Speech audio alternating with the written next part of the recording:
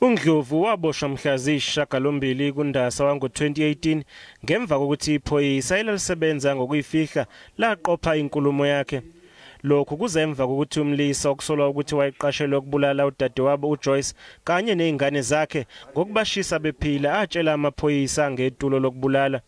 Enkantolo kwethulwe ividiyo ekhombisa uNdlovu echaza kabanzi ngokuthi wayefuna ababulawe kanjani. Kepha uNdlovu Usamile kwelokuthi wayalelwa umlisa owayeqokelwe ukuba abulale ngokuthi kufanele athini kumshayeli wemoto ukuze abahambise eBushbuck Ridge.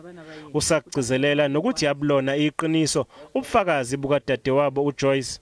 Your sister, she even went further and she explained that you requested the assistance and help because your mother didn't wish you to be well, not to be married or to have a husband.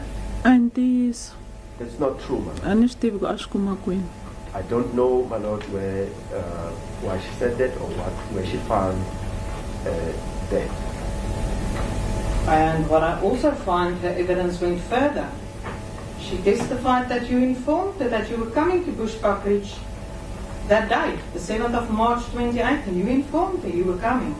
And Pumelanga Naskuranta Numzela, as Sanga no phone Renumzan Gundeguteni Bushbuck Ridge. I never admitted to that. I never said that to her. I did not phone Joyce to tell her that I was on my way to Bushbuck Ridge. No, I did not. Leli cala liyaqhubeka.